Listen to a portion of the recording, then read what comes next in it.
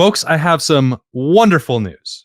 I was thinking about calling this the midsummer update from Ryan Day, and then I did the math, and guess what? We're past the midsummer point for Ohio State's offseason.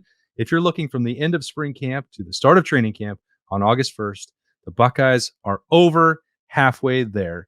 So let's rejoice as we get some second thoughts on a Thursday edition of the Podcast Daily for what Ryan Day updated us with this week. That's Bill Landis, Jeremy Birmingham. I am Austin Ward.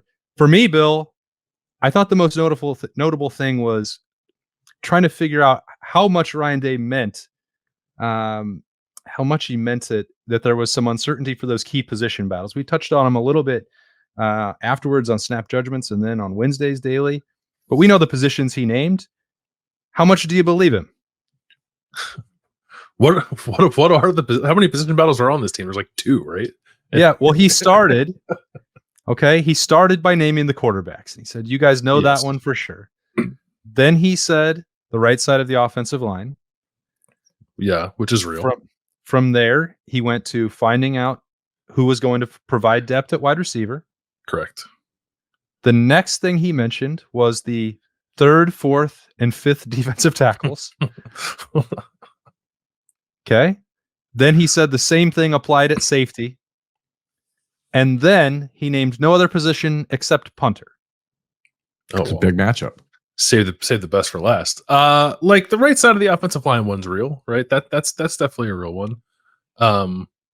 The other and like of the others, I would maybe say, I don't know, safety depth. Is safety depth the one that's maybe most up in the air behind that? Because I don't think like quarterback as a competition.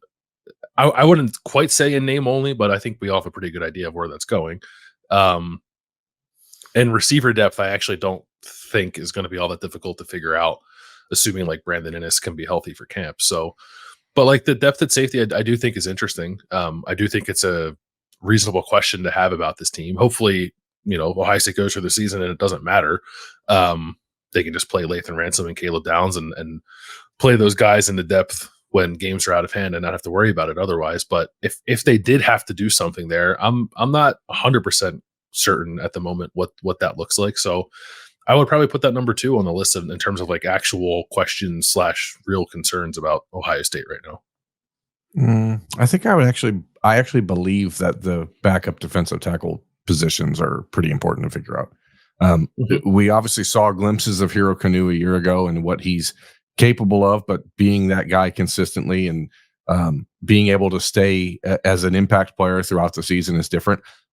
Tyleik Williams played way too much last year, and Ty Hamilton and Tyleik Williams are in line to play a whole lot this year. And when you're talking about a 16-game season, like someone else is going to have to provide some meaningful opportunities for those guys to rest. And I don't know if that's going to be Tywall Malone. I don't know if it's going to be Hero Kanu. We don't know if it's Caden McDonald or Jason Moore, but like there's certainly a question about who those guys are, but I don't think that there's a question about do you have talented players to be in those spots. So now it's just about jockeying for position and see who's actually going to emerge and be the actual guys. But even Will Smith, I think, has taken a big step up physically, and we'll see exactly how that plays out. But the amount of reps and the amount of snaps that Tyleik Williams and Ty Hamilton took a year ago cannot be replicated this year, in my opinion. I really think that has to be cut down. They'll probably still get there, but it needs to be over 16 games, right? Yeah. I mean, to your point, I felt like Ryan Day was trying to seriously answer that question, which is pretty open-ended, and there's no actual position battles going on in June. Like they're not playing real football. But if that's like the list that he can come up with, that to me underscored like just how many veterans, again, it's not breaking any news, I guess, just how many veterans are back and how I think this might be the most confident anyone could ever be about projecting a depth chart for Ohio State, at least maybe when it comes to the starters. Like if you start with quarterback, and we all, I think believe it's more likely than not that Will Howard will start for this team. And before Ryan Day dove into the right side of the offensive line, he was pretty strongly hinting that Josh Fryer would be the right tackle. Like that pretty much only leaves right guard, where you would have to throw a dart at 3 or 4 names. That's pretty crazy. There are not many teams in the country, if any, that could really, I think, be in that situation. And I don't remember it ever being this cut and dried at the very top for Ohio State in my, 13th year covering the team. I don't know that it has been. Like, as someone who pretty routinely does like depth chart projection and stuff, like it's not all that interesting of a conversation right now. It's like I could write them, but I'd kind of just be wasting everybody's time, I think. To your point, especially as it comes to the starters. And even a lot of spots, the twos I think are not easy to project, but I think we know enough to maybe figure that out reasonably well too. So it's an incredibly stable roster situation, which is why, again, the expectations are so high. But it also, like, I don't think Ryan Day was like BSing at all when he was going through all those things. Like, I think he does have questions about like receiver depth and defensive tackle depth and safety depth, all that stuff. But like when you rattle them that list and it's depth, and not starter, that's a heck of a place to be in. And I feel like being around Ryan Day, obviously the press conference setting was the most we've talked to him since the end of spring practice, but I feel like he's projecting quite a bit of confidence because there's just not very much in the way of questions with this roster on either side of the ball. I mean, he talked about that this is the best blend of experience and talent that they've had, and now you have to find a way to get the most of it. One thing we didn't talk about really on Snap Judgments or on the Wednesday Daily was Ryan. It seemed to me like he hinted pretty strongly that they need to find a way to utilize the jack position this year more so than they have in the last 2 years. Am I wrong? I know he was talking about it specifically probably at that moment because Justin Hill, their top target at that position, happened to be 100 yards away. Not that Justin was listening, but it's probably at front of mind. But he's talking about how the defensive line is set up and how they know that they can run that 4-3. But like then he's like, well, but we need to find other things to do in the defense because that's what we're selling recruits. And I actually believe that. And I do wonder, and again, we kind of glossed over that the last couple of days, but how much influence is he going to exert on the defensive game planning and scheming, and how much is he going to suggest to Jim Knowles that Jim Knowles get more assertive and more dominant in that space? Because I think that for Ohio State's future, that's something I've talked about before. Like they have to figure that out. You can't go into next season expecting to play the exact same defense because the defensive line situation is going to be considerably different. And when you have players like Mitchell Melton and Arvell Reese and CJ Hicks who all fit that mold, and you're recruiting Justin Hill for that spot, like you have to put it on film. Alabama is trying to pull Ohio's best uncommitted player by saying they're lying to you. They're not going to play that position. And Ryan Day is in a spot where he has to be like, we have to play this position.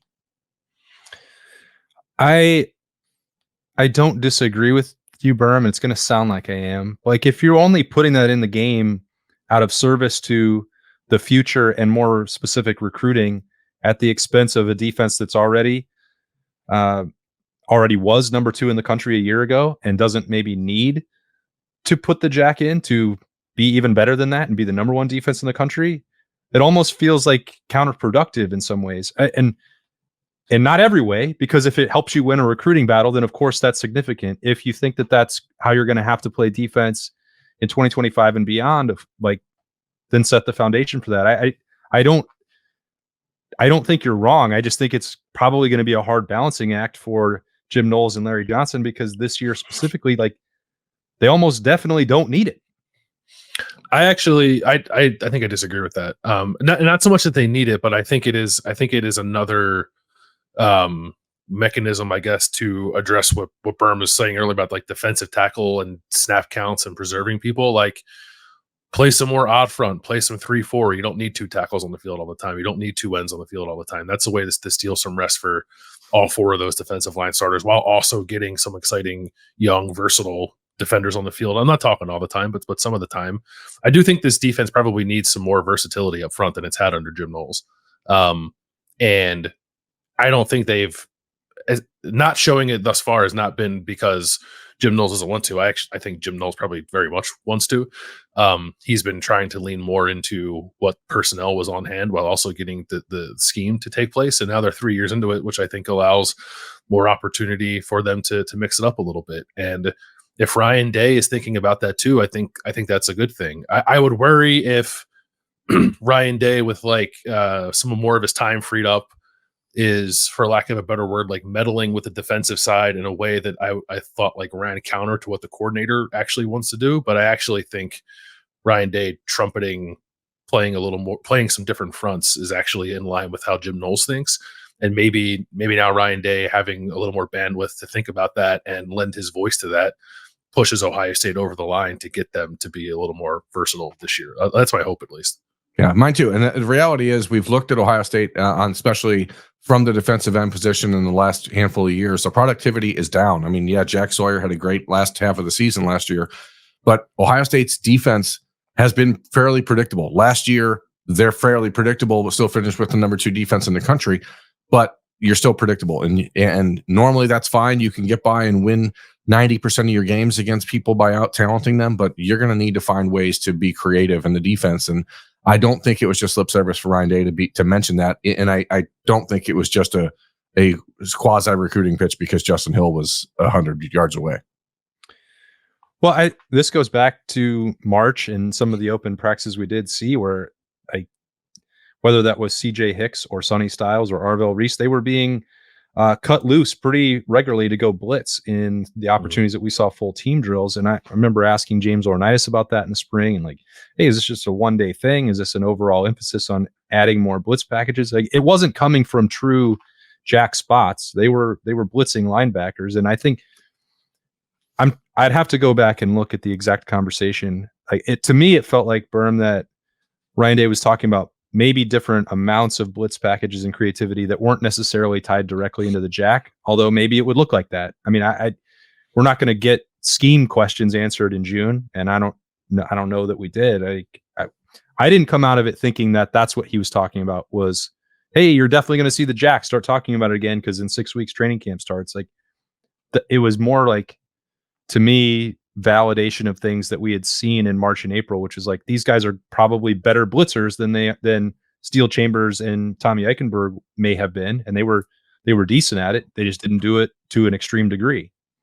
Yeah, and Bill and I were both at a point with Jim Knowles where we heard him say like, "I want to do this," and so like I think we're clinging to that a little bit. Like, so I do, whether or not you do that by putting the defense into a 3-man front or however you do, I just don't want to take Jordan Hancock off the field. So if it requires putting in a 3-man front to get that rusher out there, then go ahead. I don't think Ohio State, because of the inexperience at linebacker, is in a position that they're going to want to take Cody Simon off the field very much. And I think if your goal is to make sure you have your safety net and Cody Simon out there and still be able to deploy the heat-seeking missiles of Arvell Reese and CJ Hicks and Mitchell Melton and Sonny Styles, then you have to mix up the front, because otherwise you're compromising somewhere else. And the beauty of this roster makeup and the beauty of this defense is that you shouldn't have to compromise anywhere else if you're willing to be creative as a coaching staff, which is something that I think everyone who's watched Ohio State in the last 5 years will say they have not been creative on defense.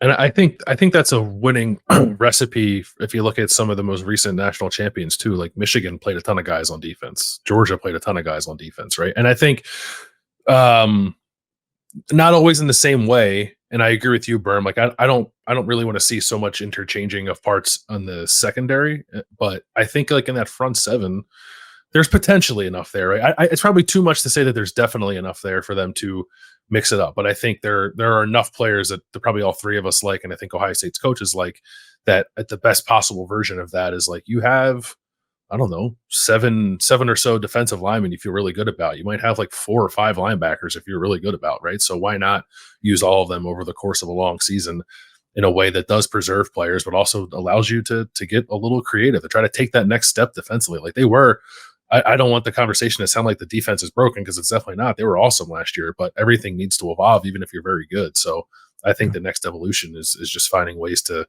throw some different packages and different looks at these offenses. Yeah, I go back to like 1996. Ohio State had one of their best secondaries of all time in that year. They had a true freshman middle linebacker in Andy Katzenmoyer who could not really do anything other than blitz the quarterback, but they had veterans in Ryan Miller and Greg Belisari who were flanking him.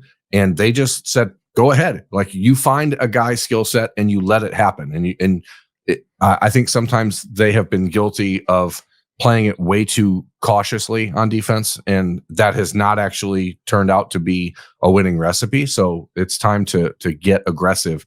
And some of that is just saying, look, we don't know if CJ Hicks is going to be good in coverage. We don't know if Arvell Reese is going to be able to help and run support. But we know they can go get the quarterback. So put them out there and just let them loose, because that is how you win college football games now.